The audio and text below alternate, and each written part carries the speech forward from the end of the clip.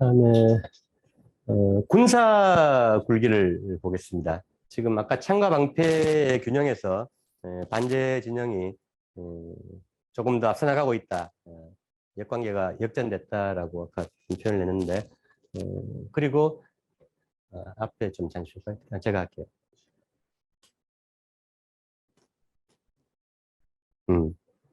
이건 최근에 이제 창과 방패 반제 진영의 성취의 일부분입니다. 제가 사진 몇 장을 뽑아왔는데 아까 그 푸틴이 2018년 3월에 연두 교서에서 발표한 6종류의 차세대 전략 무기 중에서 하나씩 이제 지금 그 모습을 드러내고 있고 실전 배치되고 있는 것들이 이런 종류들입니다. 그 사르마트, 구소비에트의 그 이렇게 엄청난 그 ICBM이죠. 토포렘이나 야르스를 계보를 잇는 사르마트 ICBM 미사일이고 아방가르드는 또 중장거리의 극초음속 ICBM이죠. 활공체 그리고 치르콘, 킨잘 등등 뭐 해상이나 공중에서 발사되는 이건 푸틴이 표현하기에 경쟁국들이 수년 혹은 그 수십 년 동안 이렇게 따라올 수 없는 그 러시아 안보를 확실히 담보할 수 있는 무기 체계이다라고 공언을 하는 공식 인터뷰에서 그래서 이 위력들은 뭐 상당한 것으로 보이고 또 며칠 전에는 페리오스베트라고 그 에너지장 무기죠 광선 레이저 무기인가요? 저도 공개를 했고 육종 무기 중엔 지금 그때 한두 가지 공개를 하지 않겠다라고 했는데 아마 그 아직 나오지 않은 게 핵 추진 의뢰 이게 그 무한 사거리죠. 바다를 돌아다니다가 이제 아무런 해군 기지에 들어가서 그냥 작살 내버리는 이런 핵 의뢰가 있고 여러 무기 계보 중에 있습니다. 그리고 최근에는 또 저기 저 위성 미사일을 이제 쏘아서 격추시켰죠. 2000km 고도에 있는 82년도에 구 소비에트가 쏘아올린 첩보 위성을 이렇게 쏘아서 그래서 미국이 지금 상당히 충격을 받은 그런 상황이고요. 뭐 중국 역시 마찬가지죠. 둥펑 시리즈는 뭐 17, 21, 26, 41 뭐 등등 해서 극초음속 활공체부터 또 저 항모 타격용 그다음에 초대형 ICBM 등등 있고 올해는 그 서부 이렇게 사막지대에 계속 그 거대한 ICBM 경락고를 확장하고 있는 게 눈에 보이고 있고 또 올 7월 달에 시연했다는 그 부분 궤도 폭격 체계 FOBS 그리고 극초음속 활강체 이것들이 계속 지금 미국에서 새로운 정보가 나오고 있죠. 어제도 나온 거 보면 극초음속 활공체가 지구 한 바퀴를 돌아서 중국에 돌아와서 이렇게 타격을 했는데 활공체에서 다시 새로운 발사체를 쏘아서 2차 공격을 하는 그런 모습도 보였다. 이게 뭐 초기에는 그 57년도 스푸트니크 모먼트에서 그 충격이라고 표현했는데 어제 그저께 표현에는 현대 물리학의 경계를 넘는 기술적인 성취다라는 표현을 해요. 극초음속 속에서 또 다른 극초음속을 발사한다는 것 자체가 아직 저희는 뭐 개념은 잘 모르겠는데 하여튼 새로운 성취다. 뭐 그런 부분들이 계속 나오고 있고요. 그 외에도 이제 중국은 뭐 함선 제조나 등등 해서 조금 있다가 또 이렇게 대응을 보겠습니다. 미국의 공세와 중국의 대응을 보겠습니다만 그 제2도련선을 경계로 한 그 중국의 뭐죠? 반접근 지역 거부 정책 전략이죠. A2AD죠. 이런 것들의 이런 신무기들이 상당히 그 압도적인 규정력을 발휘할 수 있는 그런 체계로 보입니다. 그리고 뭐 북 같은 경우는 뭐 그 설명이 필요 없겠죠. 일단 그 네, 4년 전에 핵 무력 그 완성국을 선포하고 또 최근에도 슬금슬금 이제 아주 그 신형 미사일들 종류별로 시연을 하고 있고 또 EMP도 이렇게 뭐 실전 배치가 기정사실로 미국에서 수많은 보도들이 계속 나오고 있고요. 얼마 전에 이제 극초음속 화성8호를 포함해서 한 대여섯 종류의 새로운 미사일 시스템들을 공개를 했죠. 상대적으로도 북은 좀 덜 보여주고 있는 것 같고요. 그 방패 측면에서도 러시아의 그 S400 시스템이 지금까지는 이제 지구촌 최강의 미사일 방어 시스템이라고 뭐 이렇게 표현되고 있는데, 러시아는 지금 그걸 넘는 S-500을 몇 년 동안 그 여러 차례 시험을 했고 올 연말까지 실전 배치하는 것으로 되어 있습니다. 그리고 S-400 같은 경우는 이제 그 뭐 하위 이렇게 영향이기 때문에 이미 그 터키, 중국, 인도에 공급을 했고, 터키는 그것 때문에 제재를 받았죠. 그래서 인도에 올 12월에 지금 러시아를 떠나서 이송 중인데 10일에 도착하면 미국이 터키처럼 제재를 해야 되는데 이게 코드의 통합성하고 또 이렇게 분열 요인이기 때문에 또 미국의 조치가 주목되는 그런 상황입니다. 그래서 전체적으로 그 창과 방패 대결에서 계속 말씀드린 것처럼 그 조중러 그리고 이란까지 포함해서 상당히 이렇게 좀 그 최소한 몇 년은 앞서 나가는 그런 이렇게 상황이 아닌가 이렇게 보이는데 왜 그러면 미국이 61년도에 그 원자력 그 항공모함을 그 최초로 진수했고 그리고 미니트맨 3라는 엄청난 그 ICBM을 70년에 배치해가지고 50년 동안 거의 압도적인 핵전력 강국으로 군림해 왔는데 지금 이렇게 별로 보여줄 게 없이 초라해졌는가? 뭐 여러 가지 썰들이 있습니다만 하여튼 그 91년도 소비에트 붕괴 이후에 소비에트의 여러 가지 이렇게 그 핵 그 연구소나 과학 인력 그다음에 뭐 등등 이렇게 관리 체계들이 다 깨진 다음에 미국이 상당히 그 오만하게 이렇게 더 이상 그 경쟁 상대가 없다고 생각을 하고 그 차세대 전력 개발에 좀 나태했던 면도 있는 것 같고 박한식 교수의 설명대로면 90년대 이후에 그 미국의 대학 기반의 이런 그 핵전력 ICBM 같은 걸 설계할 수 있는 그 역량들 이런 것들도 거의 이제 그 약해져서 지금은 거의 없다라는 표현까지 할 정도로 그런 면이 있고 또 전통적으로 미국이 자국 내에서 공격을 받아본 적이 없기 때문에 사일로 기반의 그냥 고정된 그 타겟이 목표가 확정되어 있는 노출되어 있는 뭐 그런 이제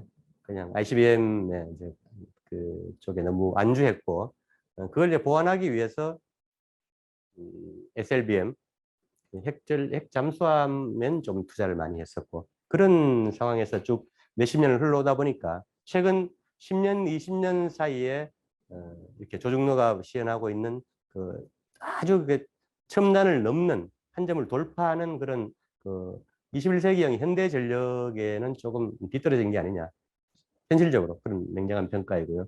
미국이 부랴부랴 이제 어제도 보면 그 뭐 공중에서 발사하는 신속 그 뭐 대응 무기 뭐 등등등 해서 내년까지 B-52에 뭐 장착하겠다라고 뭐 발표도 하고 호들갑을 떠는데 실제 원천 기술의 측면에서 상당히 이렇게 많이 더 떨어지는 그런 상황인 것 같고 또 하나는 이제 미국의 방만한 게 방산 운영 체계, 이 로키드 마틴이나 노스롭 그루먼이나 뭐 보잉이나 이게 그 무기 체계를 이렇게 전방 예산을 빼먹는데 너무나 가성비가 너무나 떨어지는 이게 한쪽에서 뭐 이거 1,000만 달러이면 될 거를 그냥 1억 달러 이렇게 부르는 게 값이고 ICBM은 뭐 볼트 하나에 2,000불 뭐 이렇게 청구를 하거든요.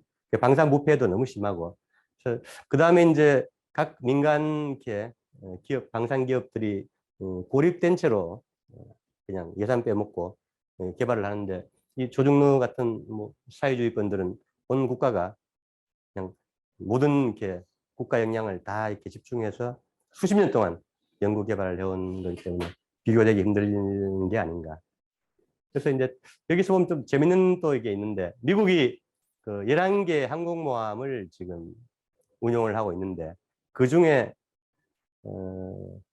최근에 원자력 항공모함이죠. 그 61년도에 처음 취역한 USS 엔터프라이즈호를 이제 그 퇴역을 시키는데 몇 년이죠? 60년, 61년 만이죠. 근데 이게 퇴역 기간이 한 10년 넘어요, 계획이. 그리고 한 1년에 몇 천만 불씩 그 유지 관리, 그다음에 어떻게 원자로를 빼내고 퇴역시킬 것이 이 계획 짜는 데만도 몇 천만 불씩 들어서 지금 10년째 고민을 하고 있어요.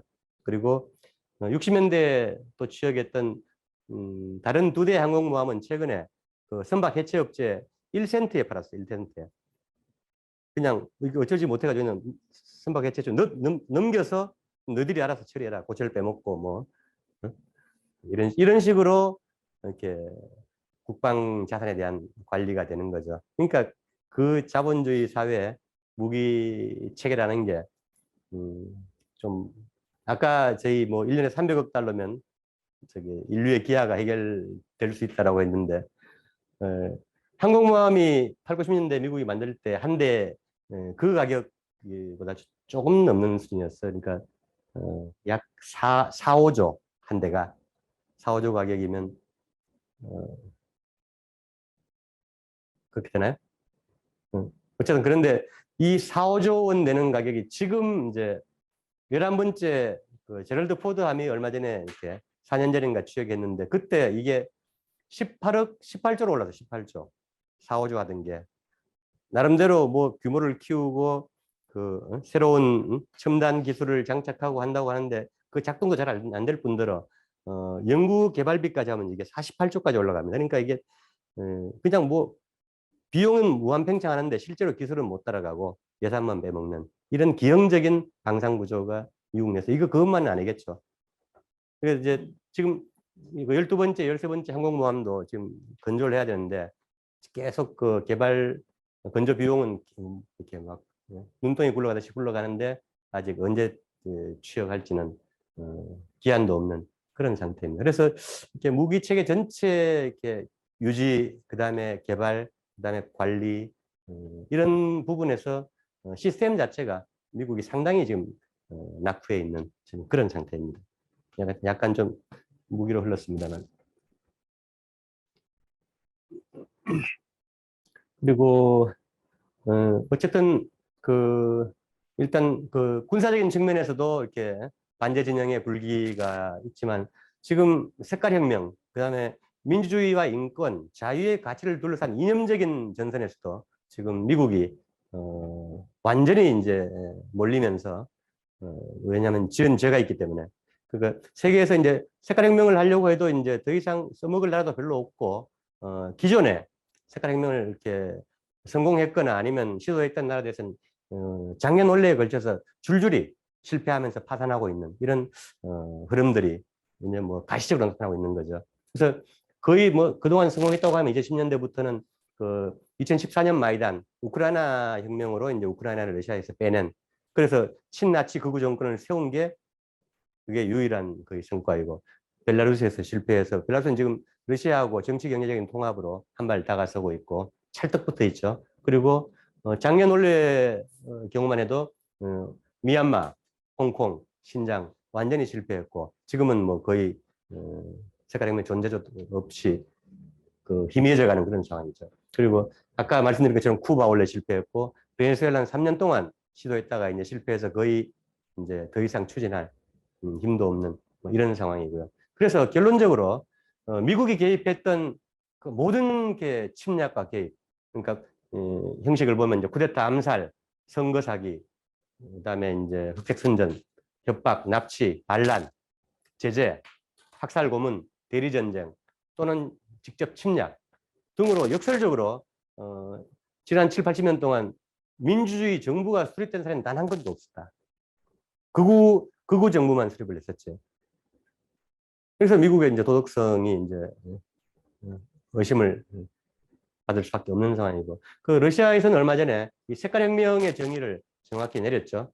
여러 불안정 시나리오를 통해서 그 국내 헌법 질서 기반 변화를 위한 조건을 조성하는 것이다라고 명확히 했고, 여기에 따라서 그 야권 소위 뭐 야권 지도자라는 나발리, 그러니까 얘도 홍콩 지도자처럼 마찬가지죠. 늘 뭐 그 미국이나 영국의 첩보원들을 만나고 돈 받고 그러면서 이제 야권 지도자라고 행세를 하고 있는 여기에 대해서 이제 또 서방은 그 탄압을 빌미로 다시 러시아에 개입을 하고 이런 뭐 그 뻔한 시나리오로 이제 가는데 그런 그 미국의 공작의 파괴력들이 이전하고 현저히 다르다. 지금 추세는 그런 거고요.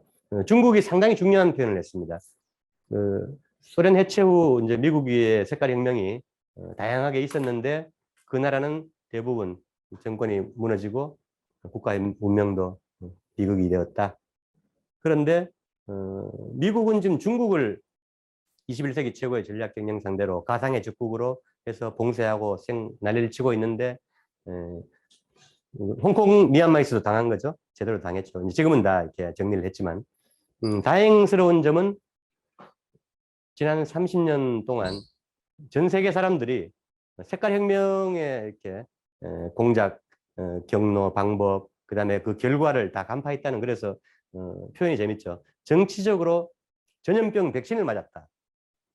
그런 표현을. 그러니까 이제는 미국이 어떤 소로스 펀드나 NED 자금이나 국제개발처 그리고 여러 가지 NGO 수백 수천 개 NGO들을 통해서 몇 년 몇십 년 공을 들여서 이렇게 쭉 침투하고 사상 문화적인 공작까지 포함해서 또 플랫폼 미디어 기업의 선전을 포함해서 이렇게 쭉 전방위적인 색깔 혁명을 하더라도 이제 그 패턴을 다 읽고 있기 때문에 이번에 원래 이제 미얀마나 홍콩 그다음에 신장, 쿠바 그다음에 벨라루스 이런 데에서 미국의 공작이 깨져나가는 과정을 보면 어디든 예외 없이 일단 소로스 펀드나 NED 자금을 차단하고 또 그 유입 루트를 차단하고 대표적인 조직을 차단하고 이렇게 하면서 이제 미국 공작의 소재를 말려나가는 이런 과정입니다. 그래서 그 단기간에 국내 안정이 실현되는 이제 그런 과정들이 여러 나라에서 똑같은 패턴으로 진행이 되고 있습니다. 그래서 미국이 더 이상 이제 해볼 수 있는 게 별로 없는 그런 상황이고요. 그래서 요즘 이제 그동안 뭐 북은 미국에 대해서 뭐 지도에서 없애버리겠다, 뭐 항복장에 사인할 뭐 놈도 없이 그냥 다 이렇게 부수겠다라고 이렇게 공갈이 아니죠. 이제 큰 소리를 치고 있는데 중국이나 러시아는 상대적으로 이렇게 직접적인 피해가 없는 대체 상황이면 그냥 점잖게 외교적인 표현만 썼는데 요즘은 안 그렇죠. 그 러시아는 푸틴은 얼마 전에 자꾸 러시아 이렇게 뭐 나발리 어쩌고 구실 잡아서 또 뭐죠 뭐 음양 공격이나 뭐 또 미국 내 대선 개입 뭐 등등 이런 자꾸 구실로 해킹 이런 괴롭히면 자꾸 그러면 이제 이빨을 다 뽑아버리겠다라고 푸틴이 표현을 했죠. 이렇게 거친 표현을 이제 막 직설적으로 하고 중국 역시 마찬가지죠. 만리장성에 부딪혀서 머리가 깨져서 피를 흘릴 거다. 그리고 지난주에는 정상회담에서 시진핑이 바이든에 대고 뭐라고 했죠? 불장난을 하면 불에 타 죽을 것이다. 예, 불장난을 하면 스스로 불에 타 죽을 것이다라고 이게 지원 G2 정상 둘이서 이렇게 아무리 화상회의지만 하면서 할 수 있는 외교적인 표현이 아닌데 그렇게 이제는 좀 자신 있게 직설적인 표현을 할 수 있을 정도로 뒷배가 좀 든든해진 것 같습니다. 그래서 중국이 어쨌든 78년도 이제 모택동 사망 이후에 개혁 개방에 나서고 아까 말씀드린 것처럼 자본주의 90년대, 2000년대까지 넘어가면서 자본주의 사상 문화, 그다음에 경제 시스템 이런 데 엄청나게 이렇게 침습이 됐다고 하죠. 이렇게 많이 이렇게 거의 뭐 함몰되다시피 하다가 어느 순간에 이제 좀 정신을 차리고 자신의 철학을 조금씩 회복하면서 지금은 이제 요번에 역사기를 통해서 신시대 중국 특색 사회주의라는 개념으로 지금 돌아오고 있는, 회복되고 있는 상황이고 그 사이에 아까 말씀드린 5차례 조중 정상회담이 큰 역할을 하지 않았나라는 이렇게 생각을 판단을 하고요. 그래서 이제 1대1로는 지금 21세기 최대 인류 경제협력 프로젝트로 지금 정의되고 있는데 어쨌든 지금 시작한 지 8년 됐나요? 2013년부터. 근데 전 세계 150여 개의 국가 그리고 국제단체들이 같이 가입해서 이렇게 쭉 끌어나가고 있는 뭐 왼쪽 위에 지도에 보시면 그렇고 또 2000년, 2020년 사이에 그 사이에 각국의 최대 교육 국가를 표시한 겁니다. 많이 보신 지도일 텐데 미국은 파란색, 중국은 빨간색인데 20년 사이에 20년 밑에 보면 거의 이제 빨간색으로 이제 평정이 돼버린 거죠. 파란색이 거의 이제 서유럽 일부하고 북미주 외에는 거의 남아있지 않은 그런 상태로. 이게, 그래서 이제 이게 또 중국의 또 다른 이렇게 저변의 힘으로, 반제자주 진영에 대한 저변의 힘으로 작용하고 있는 것 같습니다. 반면에, 지금 그 왼쪽 밑에 좀 너무 작을 텐데, 보시면, 그, 미국이 이제 중국을, 그 최대 그 가상 적국으로, 경쟁국으로 이제 전략 자기들 문서에서 명시를 하고, 그 봉쇄, U자형의 봉쇄 작전에 나서죠. 최근 몇 년 사이에 트럼프 이후에 그 보시면 이제 저 왼쪽에서부터 중앙아시아의 키르기스스탄부터 아프가니스탄, 파키스탄, 인도 그리고 넘어와서 미얀마, 타이, 베트남, 필리핀, 대만, 한국, 일본, 몽골까지 이렇게 해서 U자형으로 항아리 형성 둘러싸서 봉쇄를 하려고 했는데 최근 한 3년 사이에 이제 이 왼쪽 U자형의 왼쪽은 완전히 깨져나가 버린 거죠. 키르기스탄 2만 명의 그 기지에서 철수해야 됐고 아프간에서 올 8월 15일 날 쫓겨났고 파키스탄 역시 미국의 전략 동맹에서 이제는 1대1로 동맹으로 완전히 중국으로 넘어가 버린 상태이고 그리고 인도는 쿼드의 가입국이지만 실제로는 뭐 이렇게 러시아하고 그 50% 이상의 무기를 러시아제에 의존하고 있고 또 중국과는 앙숙이지만 어쨌든 이웃으로서 협력하지 않으면 안 되는 그런 나라이고 그 쿼드에 목을 맬 이유가 전혀 없는 그래서 여기 이병경 교수 전문가 계시지만 뭐 적당한 이렇게 거리를 유지하면서 그냥 미국의 장단을 맞추고 있는 그래서 쿼드의 통합성이 상당히 약한 뭐 그런 상태이고 중간에 있는 미얀마는 뭐 아시는 것처럼 그 중국하고 그 송유관을 이렇게 건설하면서 중국의 일정 부분 그 에너지 안보 문제를 해결해주고 1대1로에 붙어 있고 또 미얀마는 뭐 아시는 것처럼 2008년도에 북의 고위 군사단 파견해서 군사협력 MOU를 맺었고 또 러시아와 군사협력이 아주 이렇게 밀착돼 있고 그 미국의 색깔혁명에 휘둘릴 이유가 전혀 없는 나라이죠. 타이나 베트남 역시 마찬가지고요. 그냥 미국과는 그냥 아세안 통해서 이렇게 협력하면서 미국과는 적당한 거리를 두고 있는 나라이고.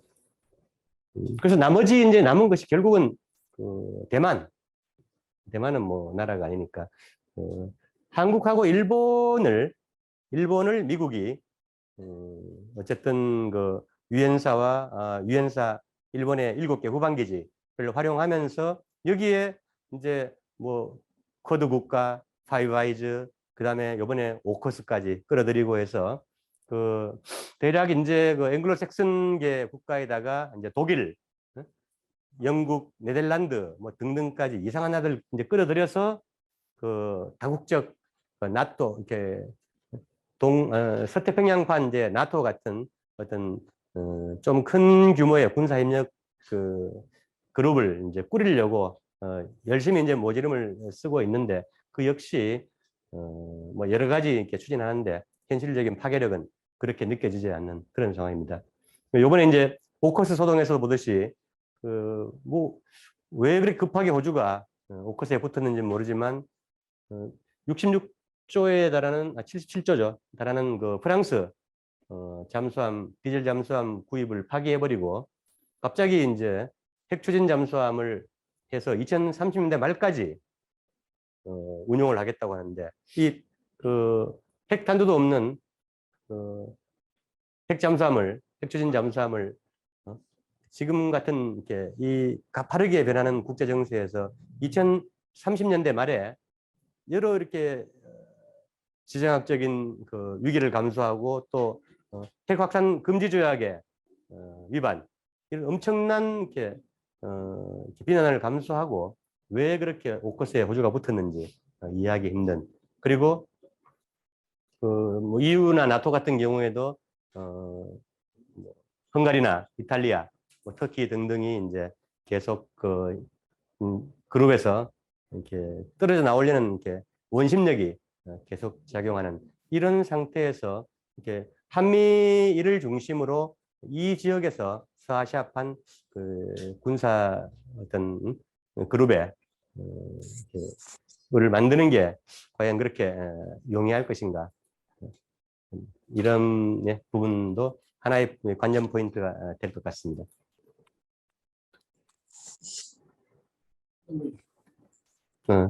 이건 이제 그 최근에 국제 이렇게 역관계, 전력관계 변화에서 또 한 흥미로운 부분이 있어서 제가 이 부분 한 꼭지를 따봤습니다.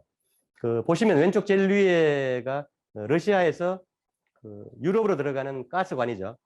가스관과 송유관인데 제일 위에 있는 게 독일 노르드스트림하고 이번에 이렇게 완공된 노르드스트림 2 가스관이고 그 중간에 있는 게 일본이 잘 보이실지 모르겠는데 벨라루스를 통해서 이렇게 유럽으로 들어가는 거고 그 다음에 문제가 되는 게 2, 3, 4번입니다. 저거는 이제 지금은 뭐 소비에트 붕괴 이후에 그 핵을 보유하고 있다가 완전히 러시아와 척을 지고 서방에 찰싹 붙어버린 우크라이나 젤렌스키가 이렇게 대통령으로 있는 그 길을 통해서 세계관이 우크라이나를 지나서 이제 유럽으로 들어가는데 요거는 이제 지금처럼 지금 대러 봉쇄를 미국과 나토 동맹이 지금처럼 계속 러시아를 밀어붙이면 요 며칠 사이에도 상당히 급박한 상황이 전개되고 있죠. 그러면 그 러시아가 언제든 저걸 우크라이나도 그렇고 벨라루스도 잠궈버릴 수 있는 그런 그러면 이제 유럽의 가스 공급에는 별 대안이 없는 그런 상황이 올 수 있습니다. 대신 이제 러시아는 밑에 터키 라인을 통해서 남유럽과 동유럽의 우회에서 공급할 수 있고 또 저 오른쪽 제일 끝에 보시면 시베리아 힘이라고 작년에 가동된 이렇게 중국과 카스피해 인근 중앙아시아에서 중앙 시베리아에서 흑룡강선까지 일단 1차 완공된 시베리아 힘을 통해서 중국에 지금 코로나 이후에 경제 회복되면서 가스 공급을 늘릴 수도 있고 중국은 지금 여러 가지 카드, 러시아는 여러 가지 카드가 있는 상황인데 유럽이나 나토 쪽에서는 지금 상당히 무리수를 두면서 지금 외교관 상호 철수했죠. 그리고 전략 핵폭격기를 동원해서 계속 뭐 글로벌 썬더나 여러 가지 이렇게 연습을 하고 있고 발트해부터 흑해까지 계속 그 군함과 이렇게 그 군용기들을 투입하면서 또 군대를 계속 확장하면서 긴장을 최대한 좀 끌어올리고 있는 상황입니다. 러시아에서도 거기 계속 그 맞대응을 하고 있는 현재 상당히 그 며칠 사이에 보면 긴박한 상황이 조성이 되고 있는데 하나 흥미로운 게 위에 중앙에 보시면 그 올해 그 10월에 완공돼서 이렇게 곧 가동될 걸로 보였던 그 노르드 스트림 2 신규 그 가스관이 독일이 며칠 전에 그 운영하는 회사에 대한 인가를 내년 올겨울이 아니라 내년 여름까지 늦추겠다라는 그런 움직임을 보이고 있어요. 그렇게 되면 지금 뭐 서유럽이 원래 그래서 가스가 한 400% 정도 가격도 올랐고 공급도 부족한데 유럽 전체가 이 올겨울을 이렇게 상당히 그 한파 속에서 얼어붙은 상태에서 이렇게 건너야 될 상황인데 유럽이 러시아와의 긴장을 끌어올리면서 왜 저런 선택을 하는지 지금 여러 가지 좀 분석이 필요한 그런 상황인 것 같습니다. 참고로 러시아가 유럽에 공급하는 가스의 양은 약 한 절반이 넘을 겁니다. 54%. 그렇게 되고 특히 영국 같은 경우는 전력 생산의 48%를 이 천연가스에 의존하는 그래서 유럽 전체 공급 사슬에 영향을 미칠 수 있는 지금 그런 그 에너지 안보상의 문제가 좀 생길 수 있는 상황이고요. 중국 같은 경우에는 기후위기 대책을 추진한다는 구실로 그 러시아의 천연가스 에너지를 수입을 계속 늘리고 있고 뭐 이렇게 꽃놀이표로 지금 상황을 즐기는 그런 상황인 것 같습니다. 그리고 왼쪽 그 밑에 보시면 그 이란이 그 남부에서 한 1000여 킬로의 그 가스관을 호르무즈 이렇게 해협 위험한 지역이니까 을 우회해서 아까 미얀마의 중국이 가스관을 묻었듯이 파키스탄 과다르항까지 한 1200km 가스관을 묻어가지고 완공을 했어요. 그래서 호르무즈 해협을 통과하는 이렇게 송유관, 가스관 이렇게 안보적인 위험을 약간 그 해소한 상황이고, 또 하나 특이할 게 이란은 그 북부에 테헤란 북부에 그 최근에 카스피해 연안에서 엄청난 그 석유전 유전하고 가스전을 발견했어요. 그래가지고 이게 지금 그 러시아하고 또 한국의 한전도 지금 개발 업체로 들어가 있고, 이게 뭐 일설에는 이란 전체 가스전의 한 10% 이상이 되는 이렇게 엄청난 양이라고 하는데, 그 추정 매장량도 지금 매일 늘어나고 있어요. 그래서 그쪽에서 이렇게 새로 또 에너지를 확보하고 있고, 중국 역시 그 신장 쪽에서 또 여러 가지 유전들이 가스전에 발견되고 있고, 그래서 에너지 지형 전체로 볼 때도 반제 진영들이 그 미국이나 그 서방 동맹국들에 대해서 상당히 그 우위에 있는 그런 전략적인 지금 상황입니다. 그리고 그 오른쪽 위에 작게 있는데 조금 보시면 이제 중앙아시아의 그 투르크메니스탄, 카스피 바로 옆에 있는데, 거기서 최근에 좀 탈레반이 다시 집권해서 안정이 된 아프간을 거쳐서 파키스탄까지 거쳐서 그 인도 북서부까지 오는 저런 또 이렇게 가스관 송유관 공사도 지금 프로젝트 진행이 되고 있습니다. 그래서 그 이 중앙아시아 전체 중동에서 이렇게 반제 진영의 그 에너지 이렇게 수급 채널 이런 것들도 조금씩 그 안정적으로 확보가 되어 가고 있는 그런 상황으로 보입니다.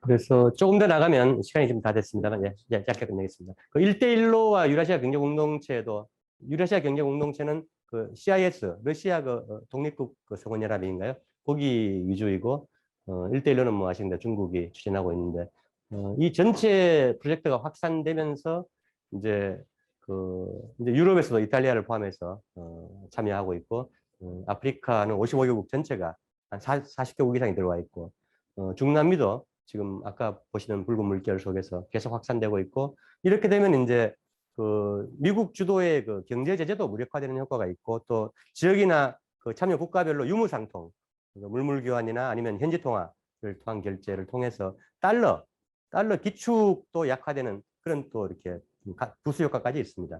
푸틴이 얼마 전에 얘기했죠. 미국이 그 경제 제재를 하면서 그 교역국이 그 세계 결제 시스템 스위프트에도 못 들어오고 달러 결제도 못 하고 물건을 사고 싶어도, 그러면 스스로 기축 통화 체제에서 여러 나라를 쫓아내고 있는 전략적인 노력을 범하고 있는 게 아니냐, 이런 표현을 했고, 또 뭐 제재 역시 마찬가지죠. 그리고 최근 코로나 핑계로 엄청난 그 사상 최대 규모의 그 양적 완화, 이걸로 자국의 통화 가치를 떨어뜨리면서 동시에 기축 통화의 권위를 떨어뜨리고 있다, 스스로 훼손하고 있다라고 아주 냉정하게 비판을 했죠. 하여튼 그래서 이제 군사 굴기와 이런저런 면이 어울리면서 미국의 군사 패권, 그 다음에 달러 패권, 이런 것들이 자연스럽게 약화되어 가고 있고, 푸틴은 2024년까지 달러 안 쓰겠다고 선포를 한 거죠. 중국도 아마 거기에 따라갈 가능성이 크고, 하여튼 뭐 그런 상황까지 와 있습니다. 그래서 전체적으로 카메라 보면서 전체적으로 지금 이렇게 이제 반제 진영은 계속 확대, 강화되어 가고 있고, 연대연합도 커지고, 미국을 비롯한 이렇게 나토, 서방 대서양 동맹들은 이게 여러 이제 이렇게 새로운 소블록들을 구성하면서 뭔가를 해보려고 이렇게 하는데, 그 관성적인 흐름일 뿐, 뭐 새로운 어떤 신선한 파괴력이, 그 규정력이 별로 없는 이런 흐름으로 가고 있는 게 최근 1, 2년 사이에 큰 전략적인 추세인 것 같습니다. 그래서 전체적으로 반제 진영은 아까 말씀드린 이렇게 인류 보편의 기준이죠. 자주에 기초한, 그리고 실제적인 평등, 정의, 호의 친선, 그게 나라가 크든 작든 민족이 크든 작든 떠나서, 그리고 일급 패권을 넘어선 다자주의에 기초한 진정한 반제연대, 그리고 여러 지역 블록들, 이런 것들이 자연스럽게 지금 강화되어 가고 있는 과정이 아닌가. 그래서 구체적으로 보면 올 8, 9월 달에 상해협력기구 8개국에 이란이 들어왔죠.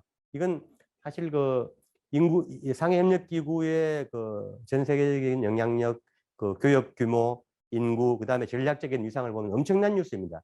그래서 이 부분이 이제 큰 뉴스이고, 그다음에 아세안대로 굴러가고 있고, 독립국가 연합 당연하고, 아프리카 연합 55개국도 상당히 뭐 대부분이 이제 1대1로에 가입하고 또 반대쪽으로 흐름을 돌리고 있고, 미국이 그 중남미에서 안방에서 35개국을 꾸려서 꼭두각시 기구로 만들었던 미주기구 OAS도 지금은 이제 하나 둘씩 그 며칠 전에 니카라구아가 탈퇴했죠. 하고 그 라틴 아메리카 카리브 국가 공동체, 미국과 캐나다, 북미를 제외한 32개 국가로 해서 이제 좀 활성화하거나 아니면 그 새로운 제3의 기구를 내어올 수 있는 그런 흐름도 있어 보이고요. 그다음에 이슬람 협력기구 57개국 역시 미국의 흐름과는 좀 거리가 먼 그런 흐름들로 가고 있습니다. 그리고 동시에 요즘 그 북에서 거의 매일 뭐 외무성 성명을 발표하다시피 하면서 유엔 등 그 국제기구의 어떤 그 중립, 그다음에 객관성, 공정성, 그리고 이중기준의 배제, 뭐 이런 것들을 계속 얘기하고 있죠. 여기는 유엔사 해체도 있고 여러 가지 이렇게 수많은 이슈를 가지고 매일 얘기하고 있는데, 이런 전체 흐름들이 조직적으로 또 국제 정세에서 이념적으로 이렇게 미국이나 그 서방 국가들의 어떤 이중 기준, 편견, 그다음에 적대성 이런 것들을 이제 약화시키고 해소해서 밀어붙이는 방향으로 지금 전체 국제 정세가 가고 있지 않나 이렇게 보입니다. 이런 상태에서 이제 우리가 정작 중요하게는 우리가 그 한미일 그 동맹으로 가는 구조를 깨고 그 스스로 자립해서 이제 우리의 평화, 우리의 번영, 통일로 가는 구체적인 역할들을 어떻게 놓을 것인가, 이 부분은 또 다른 자리에서 아니면 조금 이따 또 질의응답에서도 추가로 좀 얘기할 수 있을 것 같습니다. 오늘 제 강의는 여기서 마치겠습니다. 고맙습니다. 수고하셨습니다. 아이고, 장시간 유경환 선생님 아주 열광을 하셨습니다. 마이크 켰는데요. 잘 나옵니까? 예. 뜨거운 박수 한번 다시 한번 부탁드리겠습니다. 예. 예. 어쨌든 이 반제 자주의 시각에서 바라본 국제 정세입니다. 대부분의 우리나라 언론들은 친미적 시각에서 바라보니까 이런 내용들을 잘 보도를 하지 않죠. 그래서 그러다 보니까 혹시 들으신 분들 중에서 이게 내가 알고 있던 생각이나 지식과 많이 다르다, 또는 이게 뭐 좀 이해가 안 간다, 이런 내용들이 많이 있을 거라는 생각이 듭니다. 주저하지 마시고 언제든지 질문을 이제부터 받도록 하겠습니다. 또는 여기 문자로 남겨주셔도 좋습니다. 예. 여기 문자로 올라온 게 있나요? 채팅을 해달라고 좀 질문을 채팅으로 채팅에 남겨달라고 이야기를 하시고요. 예. 그 질문을 채팅방에 많이 남겨주십시오. 예. 크게 한번 읽어주시죠. 마오 주석의 어느 걸 말하는? 예, 맨 위에 올려주세요. 예, 예. 어딨어? 오늘 강연으로 미국이 남한을 소나기에 놓지 않을 것이라는 확신이 듭니다. 남한 정부는 미국에 무릎 꿇고 있지만 우리 시민사회가 어떻게 빠져나갈지에 대한 시민 전략이 민족의 미래를 위해 절대적으로 필요하네요. 예, 이거는 김정희 선생님께서, 프랑스에 계신 김정희 선생님께서 의견을 주셨고요. 마오 주석의 농촌을 장악함으로써 자동으로 도시를 포위하여 사실상 무혈 고사시키는데 성공한 것에서 교훈을 얻어야 되지 않을까 싶습니다. 시민사회 나아가 중산층을 끌어들일 수 있는 진보적 의제를 중심고리로 공략을 해야 되겠죠. 동의하기 어려운 의제에도 적어도 적대적인 태도는 취할 수 없도록 말입니다. 강태영 선생님이 말씀해 주셨고요. 질문이 하나 들어왔네요. 미얀마 상황에 대해서 어떻게 생각하는지 궁금합니다. 라는 질문이 하나 들어왔습니다. 이것에 먼저 답변을 좀 부탁드리겠습니다. 네.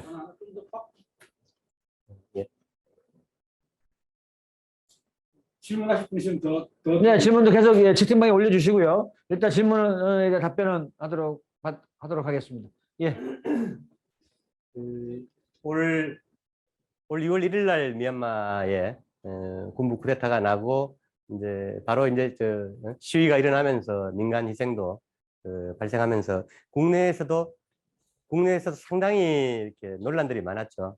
소위 이제 진보 진영에서도 이것이 우린 또 5.18의 아픈 이렇게 추억도 있고 해서 그 미얀마 내부의 그 어떤 역사적인 맥락이나 또 쿠데타의 성격, 수치 정부의 어떤 실정이나 또 그 구체적인 그 선거 부정 이런 부분들을 얘기하기 이전에 살펴볼 여유도 없이 그냥 일단은 군부 쿠데타는 1차적으로 문제가 있는 거 아니냐. 그리고 특히 군부가 민간인을 살상하는 것은 더 문제 아니냐. 이렇게 해서 이제 크게 사회적인 어떤 그 공론화의 과정이 없이 그냥 일방적으로 이것은 미얀마 그 군부 쿠데타의 문제다.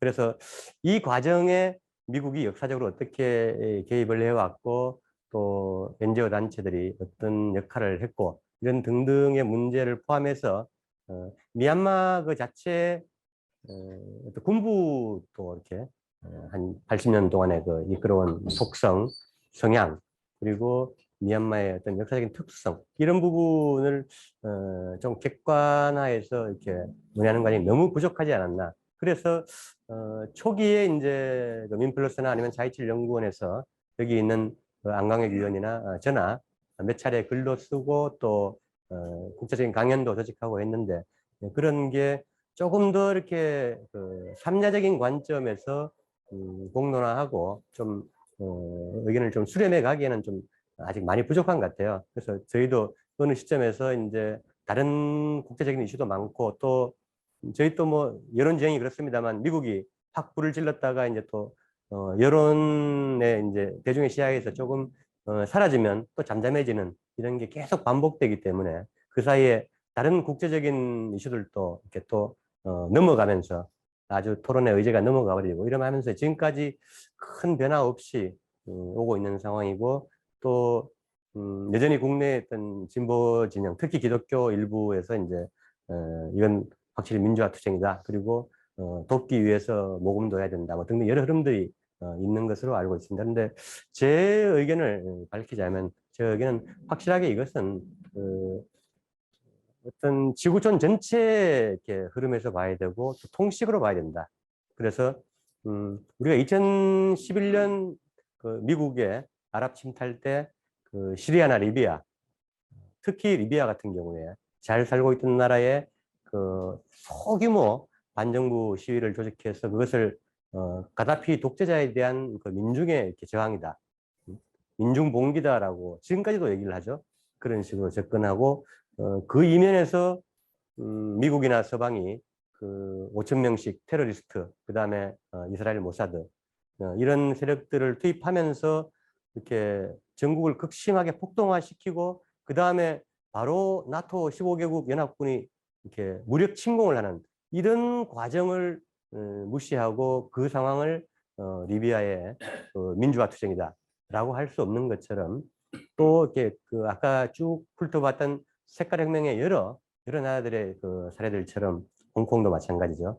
그게 이제 미얀마만 떼어놓고 순수하게 군부가 이렇게 봉기를 해서 그리고 그 과정에 시위가 일어나고 그 과정에 불행한 민간인 희생이 있다고 해서 그것이 어떤 증류수처럼 투명한 민주화 투쟁이냐 저는 그건 동의할 수 없습니다. 그래서 미국이 또 이게 식민종주국인 영국이 40년대부터 또 62년 그리고 88년도 그 수치의 등장 포함해서 지금까지 어떻게 수치 정권을 키우고 미얀마 내 NGO 천여 개, 아까 홍콩은 2, 3천 개였죠. 미얀마도 소로스 자금이나 열린사회재단 그리고 NED, US 국제개발처 등에서 천여 개 NGO 단체들을 30년 동안 키우면서 밑바닥에서부터 이런 그 시위들을 장기적으로 조직해오는 과정들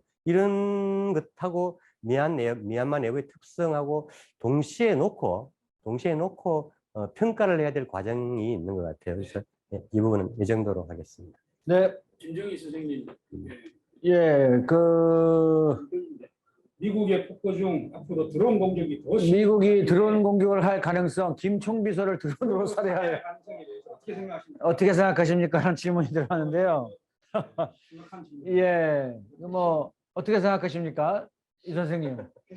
군사적인 이슈는 지금 이렇게 인터넷상에도 이 소위 그 밀리터리 매니아들이 아주 여러 가지 이제 그 정보들을 교환하면서 흥미있는 얘기들을 이렇게 많이 나누고 있는데요.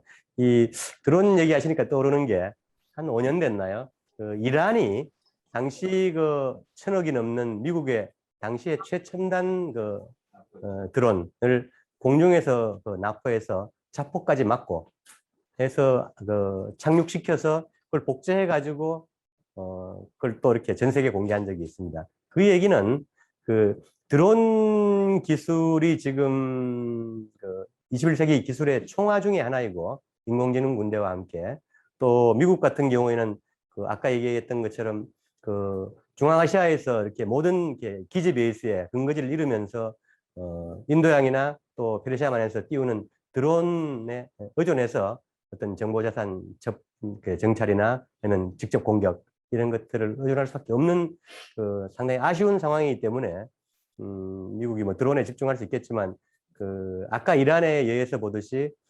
드론이라는 어떤 기술 결정체가 결코 미국의 전유물이 아니다.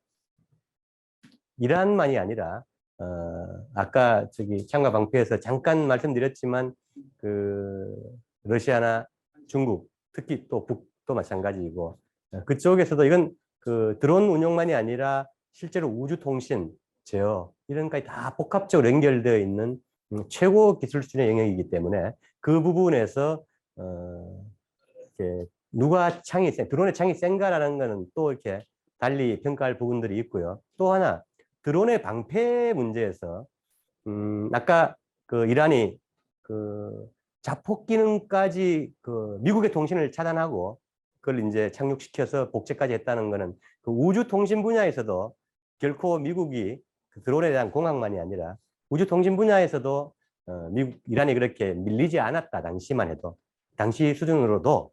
그리고 또 하나, 러시아의 경우에 지금 매년 군사훈련하는 특수훈련 중에서 특정 지역에 대한 제밍, 전파를 완전히 차단해버리고, 그래서 어떤 형태의 어떤 군용기나 아니면 드론을 포함해서 통신으로 제어되는 그런 것들에 대해서 완전히 한 지역을, 거대한 지역을 이렇게 진공화 시켜버리는 그런 훈련을 많이 해요. 그런 것처럼 드론에 대한 드론의 자체 무장 공격력, 또 드론을 막는 기술들 등등 포함해서 여러 차원의 기술들이 있을 수 있고, 그게 조중러 이란 쪽의 기술도 상당히 앞서 있을 가능성이 있다라는 점도 말씀드리겠습니다. 예. 재작년인가요? 오히려 예멘의 후티군이 드론을 날려가지고 사우디아라비아의 국영 석유 회사인 아람코를 갖다가 3분의 1이나 깨트려가지고 오히려 후티군의 명성을 높인 일이 있었는데, 아무튼 드론 기술이라는 게 꼭 미국의 전유물이 아니기 때문에 그럴 가능성이 좀 아주 희박하지 않을까 이런 생각이 듭니다. 예, 또 궁금하신 게 민주당은 통일전선의 대상인가 이런 질문이 나왔는데, 이 문제는 국내 문제는 오늘의 강의 내용이 아니고 또 이거는 또 다른 차원의 운동에 대한 문제이기 때문에, 예, 오늘은 요 질문은 다음번에 한번 생략하고 한성민 선생님께서 한번 오셔서 한번 같이 상의하고 토론하는 것도 좋을 것 같습니다. 예, 또 질문 있으신가요? 저희 중국이나 소나 러시아 등등 해가지고 아주 현란한 그런 무기들 얘기를 하고 전 세계적인 차원에서 자주 물결이 아주 거세게 타오른다고 하니까 마치 보험을 듣는 듯이 기분이 흡족해지고, 조만간에 이제 좋은 세상이 오지 않을까 하는 기대를 아주 뜨겁게 갖게 됩니다. 네.